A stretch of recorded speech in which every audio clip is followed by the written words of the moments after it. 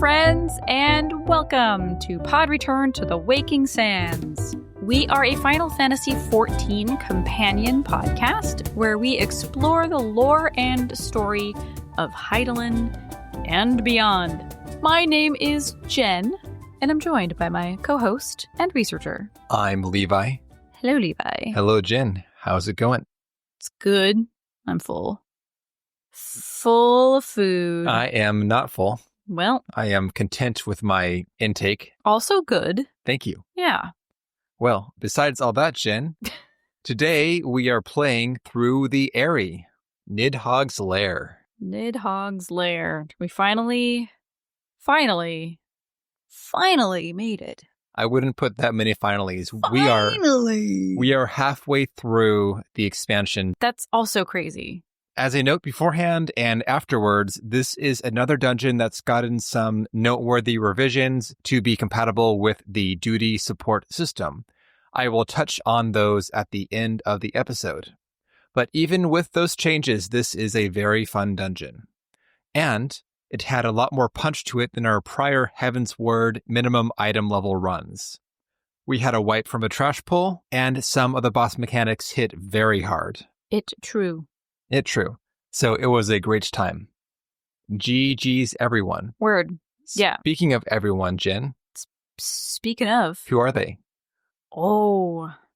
I don't know why I said it like that. Whoa. Well, conspiratorially, the people who joined us were. We were. Was it Hikage that was the take? Yes. Yeah, okay. So as Dark Knight, we had Hikage Shine.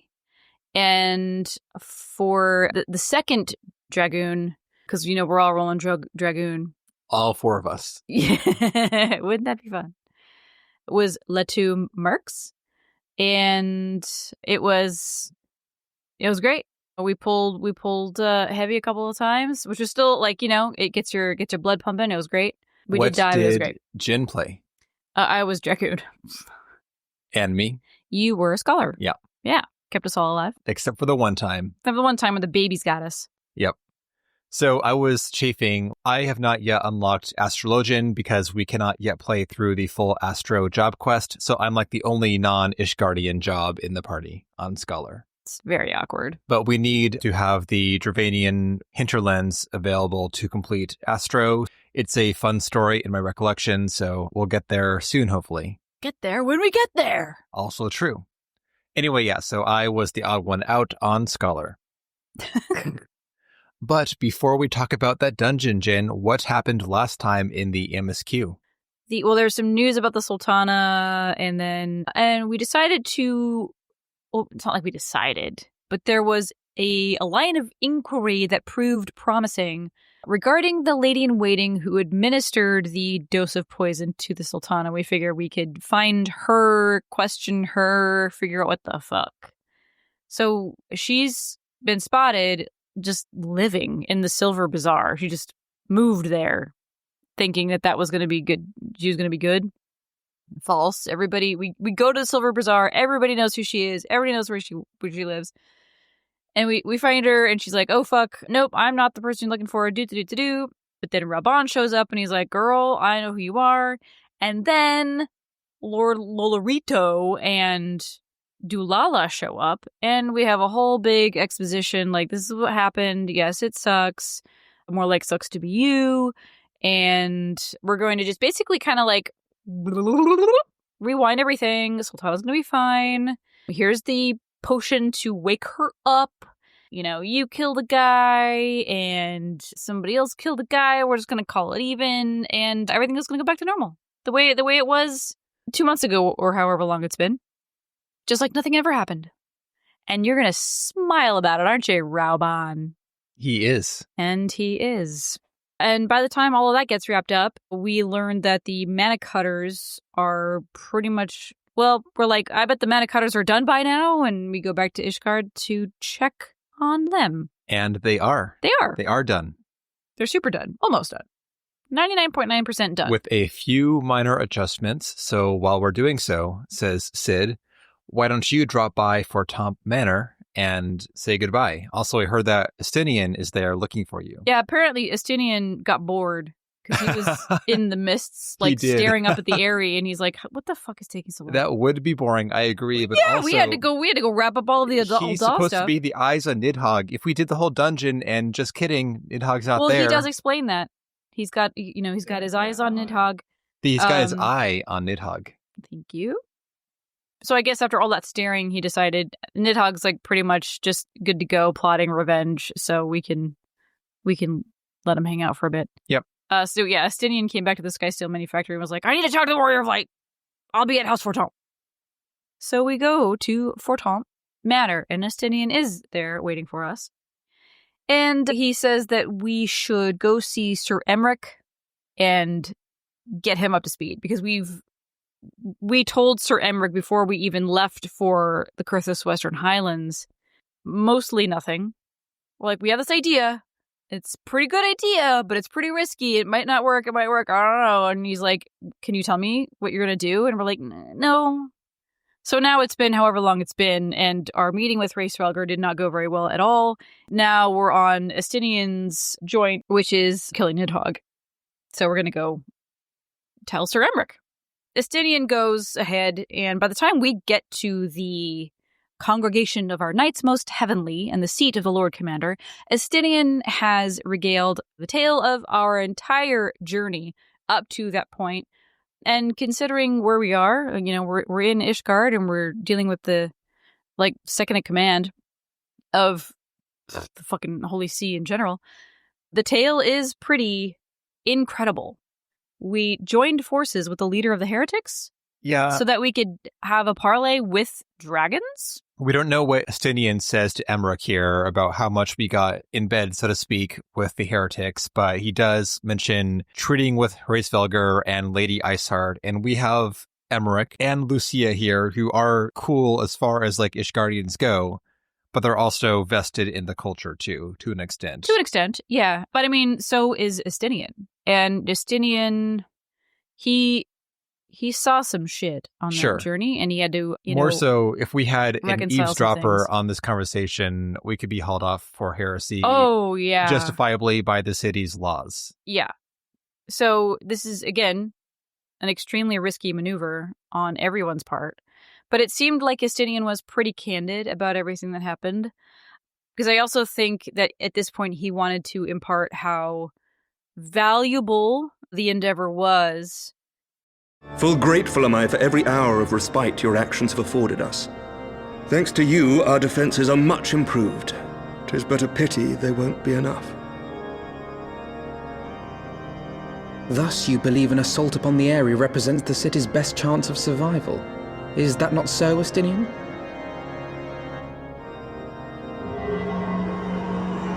I am under no illusions.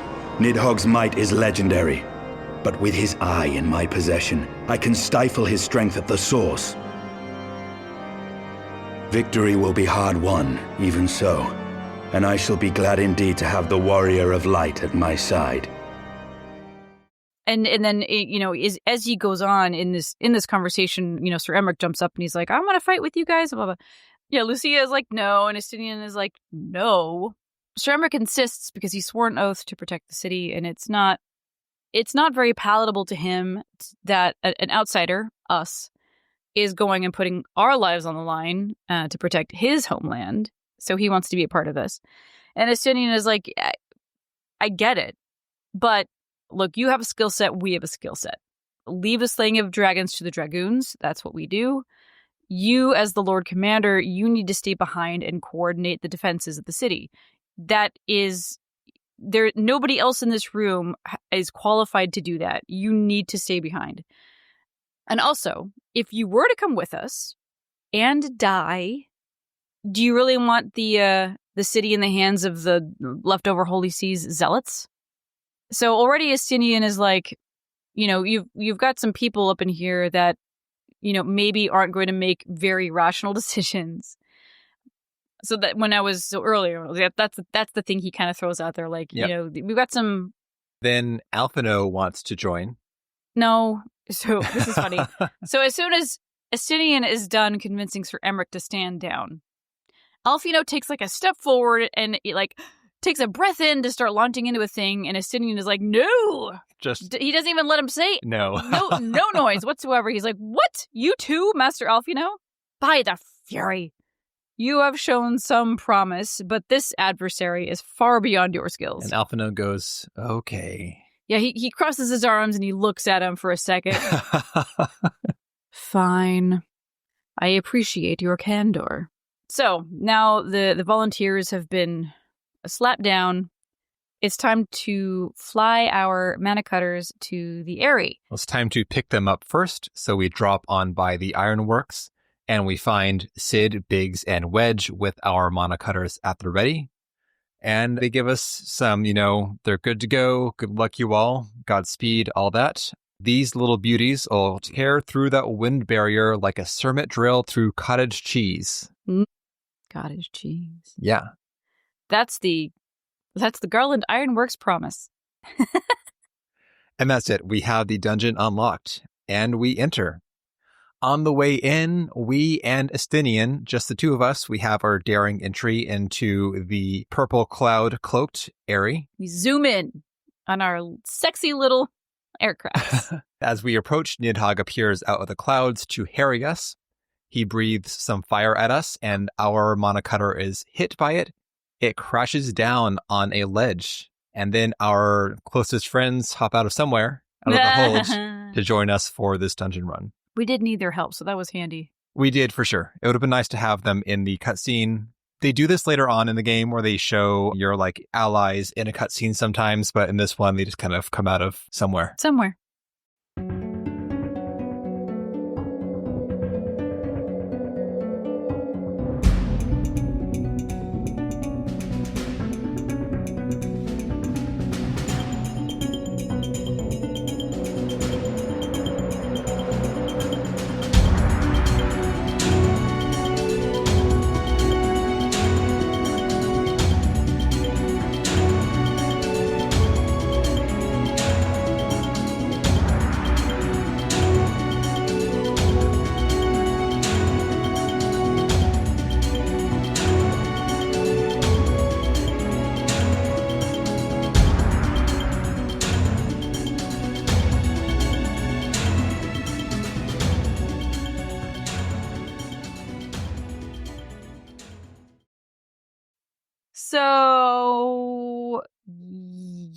So, yeah, we are in the Aery.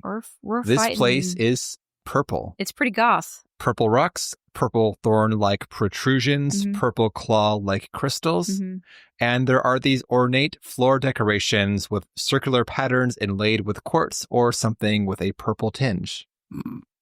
There are also periodic environmental lightning AoEs that pop up whether or not you're in combat. So we fight through some dragons and some thunder sprites. This place has barriers that will gate your progress. This has some classic wall pull mechanics where there are walls that will hold you back until you kill the things. Then they fall down in some fashion.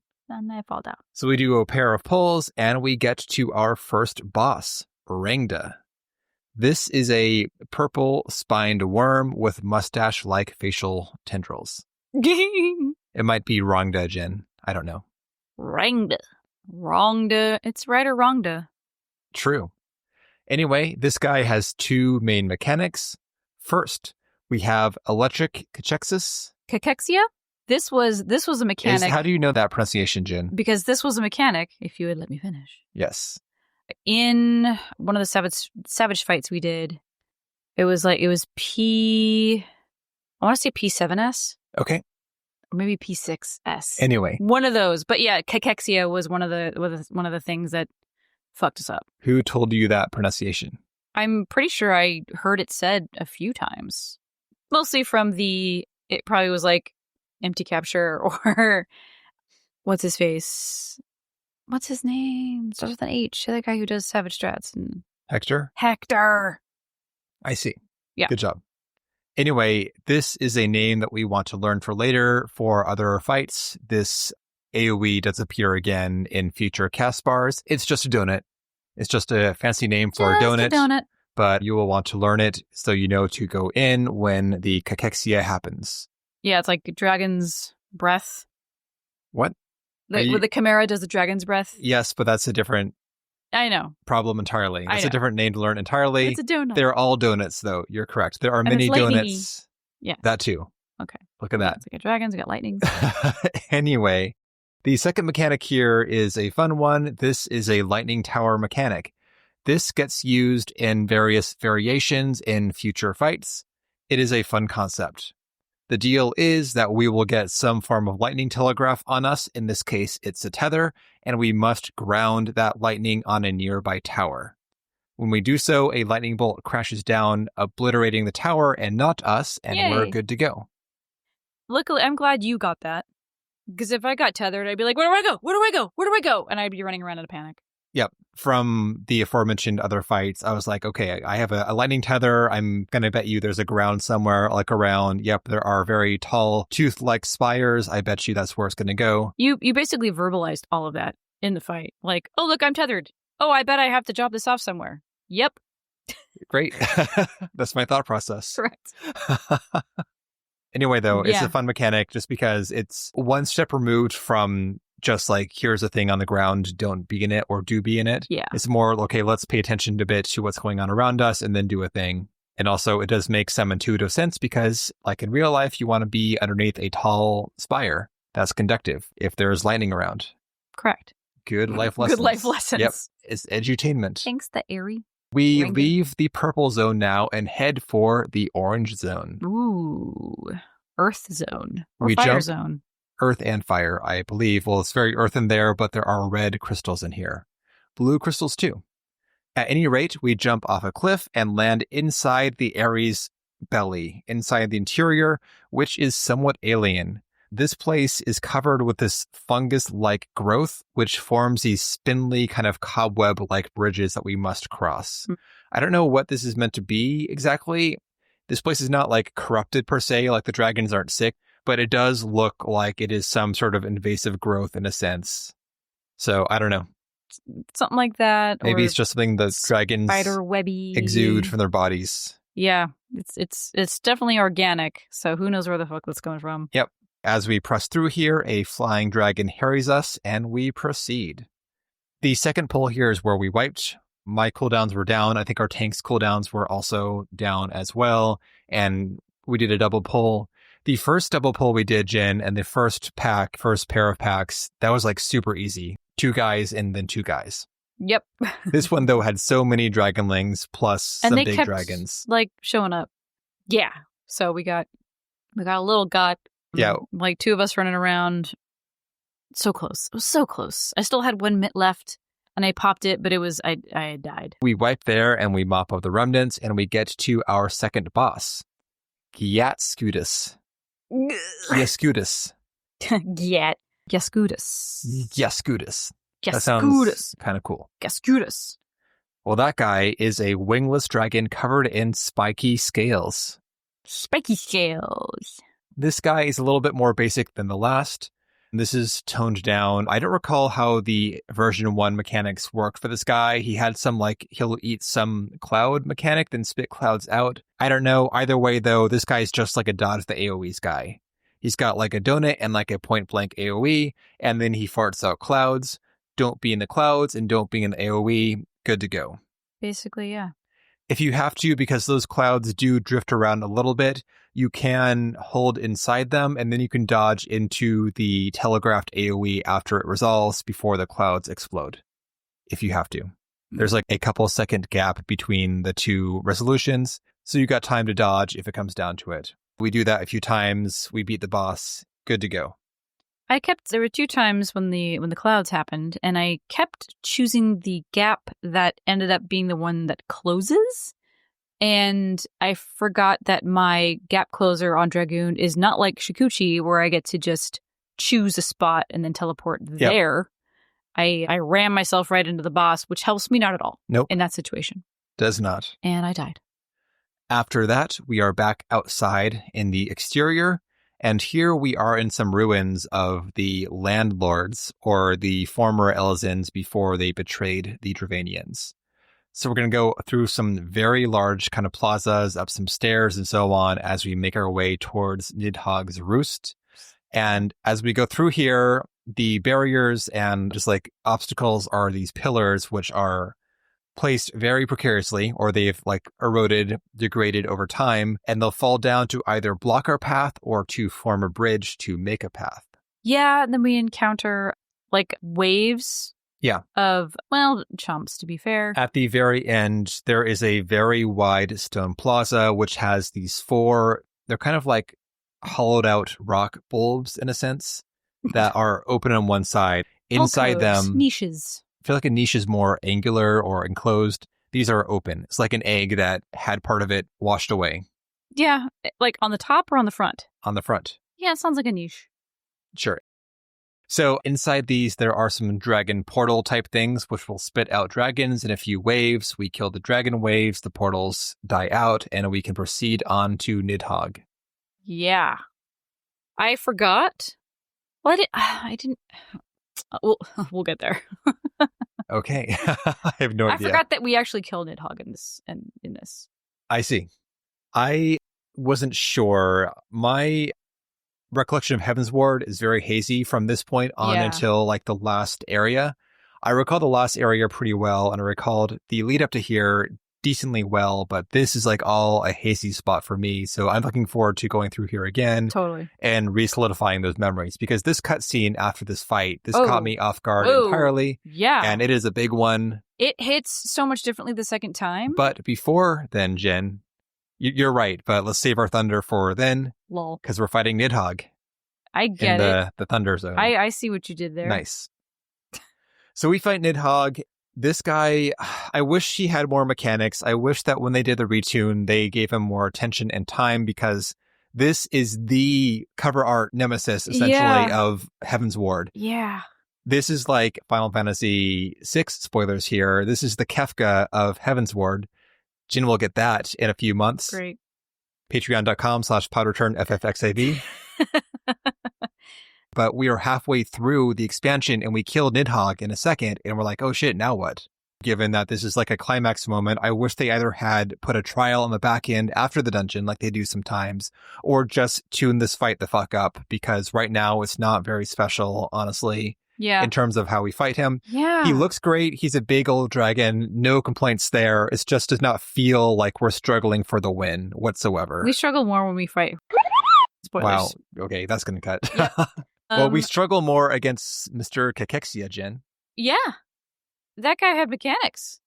Obviously, Nidhogg has mechanics, but it's very yes and staid. No. I'll talk about the cut content at the end, but the main mechanic for this fight, besides this dodging telegraphed AoEs, is the Sable Price. One player gets trapped in like this purple energy cloud thing. Yeah, their own personal ley lines. And the other players must attack it to free them. And then we have an ads phase. It's the dirty bubble from... It is a dirty bubble. Longstop. Yeah. Except that it's forcible. It's forced onto you. We get this mechanic many times. Also, when NPCs use home gang, sometimes it'll appear like this too, like in Halatali Hard, for instance. Mm-hmm. Anyway, so we get that. You attack the thing to free the player, and then we get an ads phase. You kill the ads before Nidhogg charges up. Should not be a problem to kill the ads, though, before he gets his bar charge, because it's just like a few waves of trash guys, and then you beat him. Yeah. When we defeat Nidhogg, Estinien, who has long been absent, he's been like charging up his big jump. He appears here to cherry pick our kill. Yes. Just kidding. We love Estinien, but he makes a very late entry to like head stab Nidhogg right when we deal him the defeating blow. Yes. Nidhogg, he flies away for a moment as we pat ourselves on the back, say GG everyone, and then the shit happens. Well, now we're watching the Estinien show, and this reminds me of when Estinien jumped on Growly's back and flew away. So Estinien jumps... Nothing of the sort. No. This is epic dragoon stuff. So he jumps down and pierces Nidhogg through his neck with his lance, and he is dangling off of Nidhogg's neck as he flies away, and he's screaming, and we get a close-up of Estinien basically like kind of clinging to his lance with one arm, and he slowly brings his arm up, and God, he grabs it with his other arm, and we get a glimpse of his face under his visor, and he is full-on crazy man. like you can see the whites of his eyes, and he's baring his teeth, and it's a grotesque face. And he pulls his lance. No, he I don't know what the maneuver is exactly, but he does something. And what he does is he repositions his lance right into Nidhogg's eye. Eye socket. So he's on Nidhogg's head/neck area now, and he drives that lance home right into the eye. And he just chunks it out, and Nidhogg is now fully blind. Yep. He leaps from Nidhogg, and he soars towards solid ground as Nidhogg descends into the skies below, dissipating into a cloud of dark ether. Estinien, he lands upon the ground upon this plaza. This plaza, by the way, that we fought Nidhogg on, this is like a area of swirling crystal. It's like it was a crystal whirlpool. Yeah. That froze. Estinien, he lands upon the ground, and he looks to us, and his armor, when he pulled Nidhogg's eye out, it transformed from its black to a blood red. Yeah, like Nero. He's now the Scarlet Dragoon. He removes Nidhogg's eye from his lance, and we see that the eye, this is a gold eye. Not red like the other eye, the eye is gold. As he glories in his victory, we are overcome by an echo vision. Here we go. First off, we see our inner crystal matrix, and our lightning crystal reignites. Shing! With that done, now we that's transition. 3. That's 3 reignited. After Midgardstormer shut all of that down. We're slowly building it back up. Also, I was going to say the Midgardstormer fight was so much more impressive than the Nidhogg fight. Because he's like the huge dragon, like he's at the end of the arena, right? And it's like the... Yeah, but Midgardstormer also suffered the 2D support bat. So many things have. Yes, it makes me sad. More on that later. Anyway, I'm not trying to bum us out during the cool shit, Jin. Okay. We have the brief vision with the lightning crystal reigniting, then we transition to a much different, longer vision. We appear back in time. We don't appear. We see back in time to some place, some other like landlord colony type place. There are wide stone crumbling plazas, wide steps, and so on. And we see ancient Ishgardians. We have here the first Azure Dragoon himself, Lord Haldroth, clad in white dragoon armor. The 4 knights who would go on to found the 4 high houses. Or I assume it's all 4. We get 2 who are named, but from context clues, we can assume that the other 2 are here. They aren't. Well, they're not named now, but they are named later on. I know they have names. I'm saying that in the scene, we don't have confirmation that all 4 are here, but from context clues, we can assume they are. We have Sylvetrel de Zemail, Flavien de Fortamp, Driencoin de Hyenart. Driencoin, I'm sure that Rena will correct me for this. And it's Hylanart.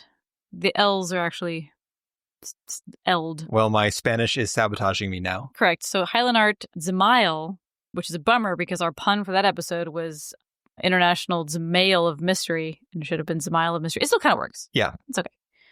Anyway, continue. And then we have Gwynriol de Durandare.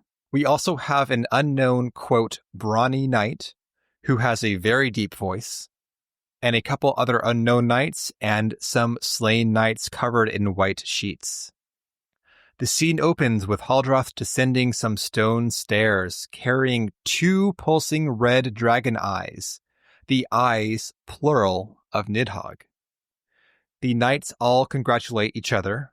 The wyrm lies broken, and Haldroth's father is avenged. With the wellspring of his vitality thus denied him, Nidhogg shall not linger long in this world, though they have paid a terrible price. Haldroth's sire and their brother knights have perished in this effort. And the camera cuts to those sheet-clad bodies on the ground. And as a reminder, Lord Haldroth's father is King Thordan. Yep. They go on. We traded our honor for the strength which now courses in our veins, and still we are forced to make such sacrifice. Yeah, we traded our honor for this strength, and still we're dealing with this. Still, we die. Sylvetrel de Zemail consoles Haldroth, but not in vain, my lord. Hraesvelgr is the only great wyrm left in Dravania, and he dares not leave his lair. With Nidhogg's eyes in your possession, who can now challenge the might of Ishgard? Ascend the throne and take your rightful place as the ruler of our people. But Haldroth says no. Though Nidhogg be defeated, his wormling horde yet darkens the skies with wings beyond counting. As one who partook of Radataskur's strength, it shall be my penance to bear a knight's arms until death grants me leave to retire. When that day comes, no prince shall perish, but a hell's-bound hunter of dragons. So obviously, the person that Ishgard needed most as a king refuses the title because he cannot reconcile the sins of his father. The weight of their betrayal against dragonkind is too much for him. And so he's going to do like the kind of the Estinien thing where she's going to like, I keep pulling on her because we just did it. It's topical. More ways than one. But he's going to lone wolf it and try to atone with, with I don't know if it's lance. Atonement so much as just penance. It's right. He forsakes the throne. He understands. Basically, he's been cursed to a life of dragon hunting. But Lord Haldroth, what then shall become of the royal line? Think of your people, my lord. Without a king, who will the common man turn to in his hour of need? How will he find his way without your benevolent hand to guide him? I thank you, Sir Flavian and Sir Silvertrill, for dispelling my remaining doubts. With men of such wisdom and compassion in service to the realm, displaying that Ishgard has no need of a king. But if you must bow to the demands of tradition, you need look no further than yourselves for one worthy to wear the crown. Fare thee well, my brother knights, my loyal friends. On these shoulders shall I bear the weight of my father's sins, and with this lance shall I repay the debt accrued through our misdeeds. And off he goes, and he takes the eyes with him. Yes, both eyes. Mm-hmm.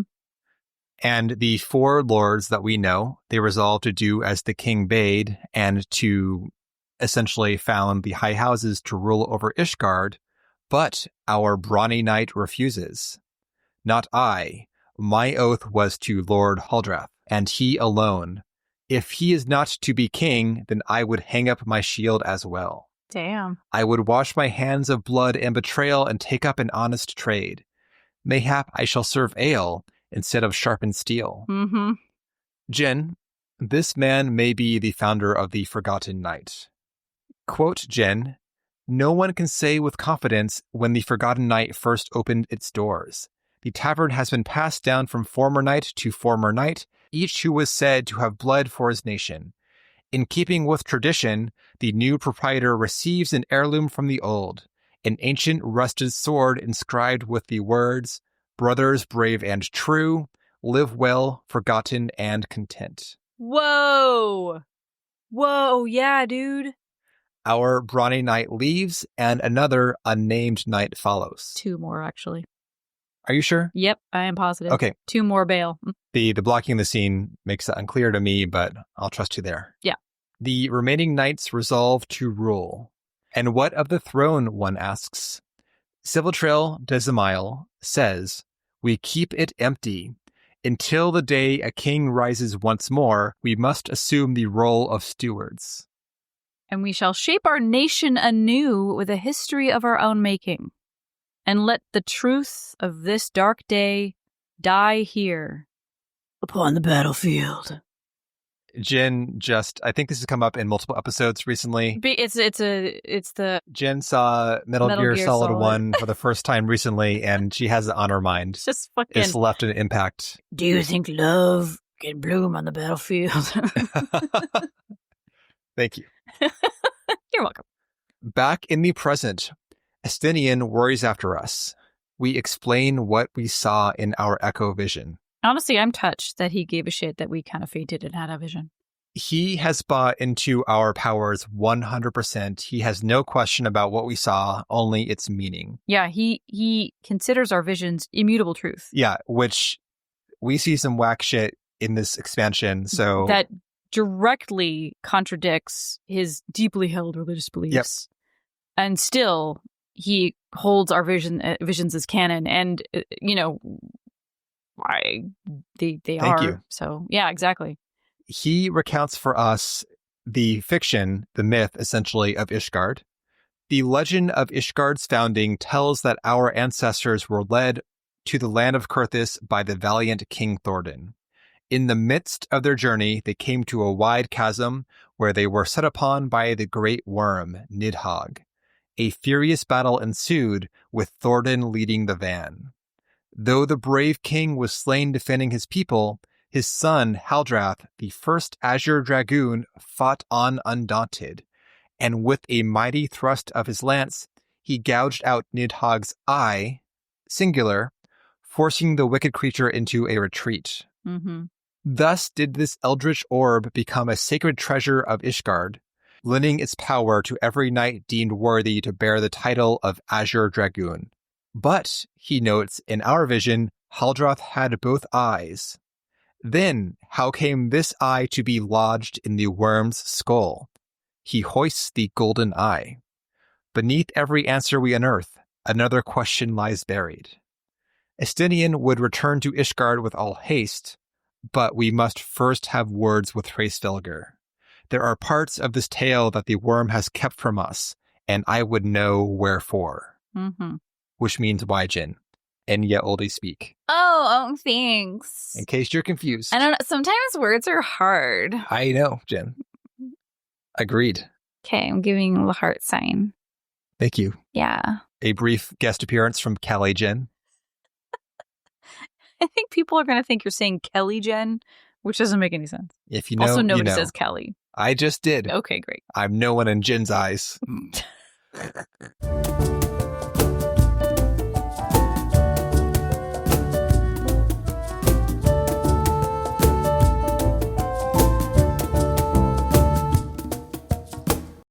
That is the end of today.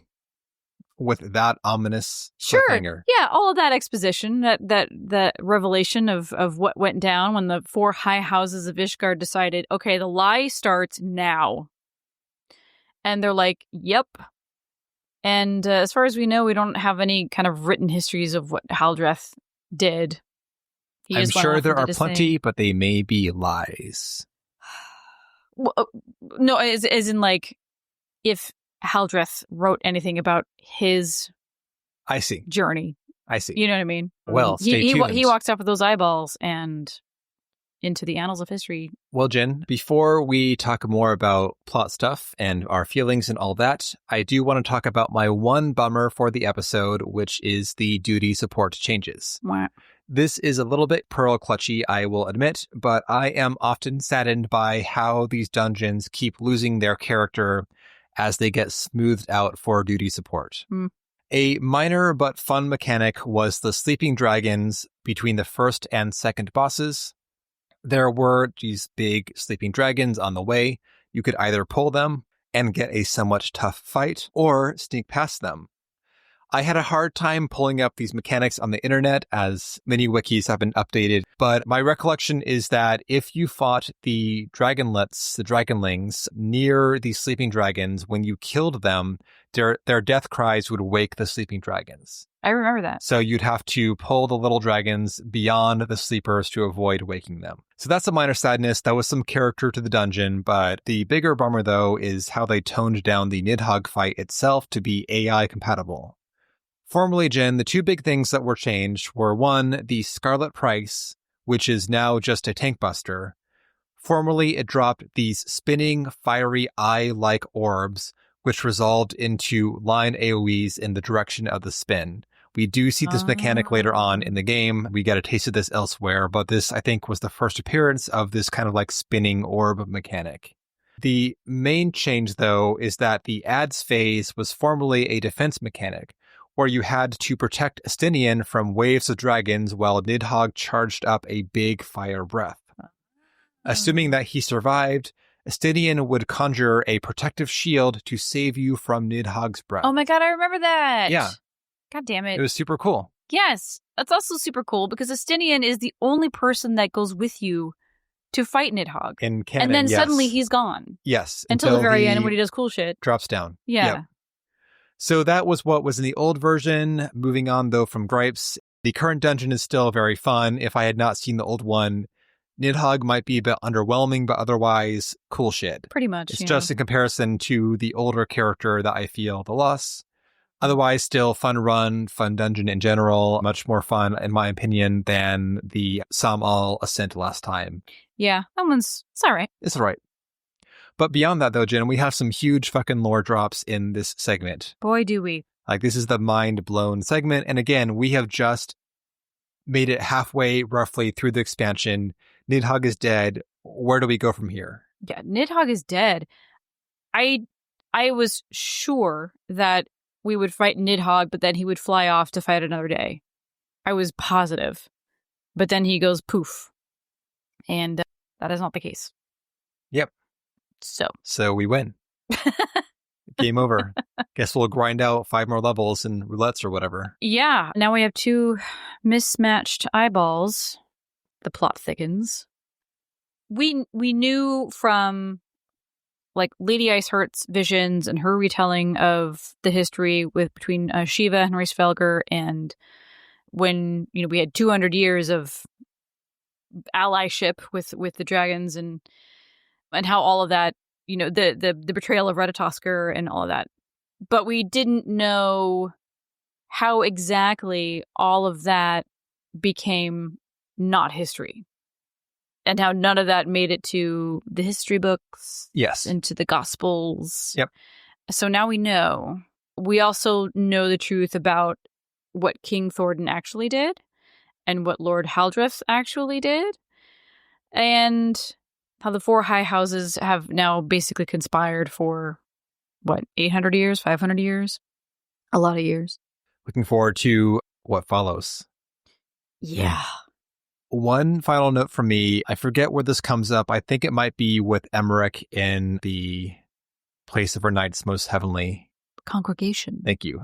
Estinien mentions that beyond our failed attempts to parley with Hraesvelgr and the dragons in general, there was a good thing that came of our adventures in his mind. You're right. And not ours, but in Estinien's mind, which is that the slaying of Teomon had spooked Nidhogg. Yes. He retreated to his lair, most likely to rage, to sit, and to seethe. Also, possibly out of fear as well, given this blow dealt to Teomon. Yeah, maybe reconsidering, but also Nidhogg is already driven to madness by his rage. Sure. And that certainly didn't help. Any final comments, Jen? Oh, goodness. I think it's clear where the eye mix-up has occurred, but I'm not going to say it. It's clear now, I think, partially informed by the fact that we've already done this. Yes, there is a very big clue given a couple MSQ segments back about where it came from, but also there's been a lot of shit. The Sultana came back to life since then. I wouldn't blame anyone for being distracted from that strange visual detail in the ensuing time. But that memory was triggered when I was like, these eyes are not the same. And then that made me feel feelings. There's a lot. This is a kind of a devastating expansion. Yep. So that's all. Well, on that note, we are on with more MSQ next time. We're going to see what comes of this meeting with Hraesvelgr. Maybe we get to fly our manacutters more.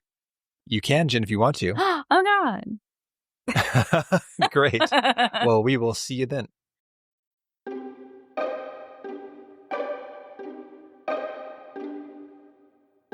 And that will do it for today's episode. Thank you all so much for listening. And as a reminder, it's 10 p.m. Do you know where your Alfinos are? If you'd like to get in touch with us, you can at podreturnffxiv@gmail.com. We are on Blue Sky at podreturnffxiv. And check the show notes for our Discord information. You can get in there and meet some fabulous folks and talk about anything and everything. You can share pictures of your pets and glams, and it's kind of a free-for-all, and it's super fun. We would love to have you. And last but not least, our Patreon, patreon.com/podreturnffxiv. And for $1 a month, you get access to everything else that we're doing. And that includes the seasonal events from Final Fantasy XIV. We have talks on the TTRPG, the card game, the Magic the Gathering stuff. We also have our Final Fantasy XI series, Vanadil Van Splainer, which have we wrapped? Is it wrapped? We donezo? We donezo. You were there. I was there, but it always feels like there's always something else to talk about, because that's a big game. Anyway, we're moving on to a new series soon, so be sure to get in on it. And with that... Shirts. Oh, also, new for the outro is the fact that we have shirts. If you want to have a shirt that has the name of the podcast on it, and also a very sweet pixel art version of the Major General in Artifact Dragoon gear, check the show notes for the TeePublic link and get you one. And with that, we hope you enjoyed the episode. Have a good day or night, and we will see you next time. Mayhap I shall serve ale instead of sharpened steel.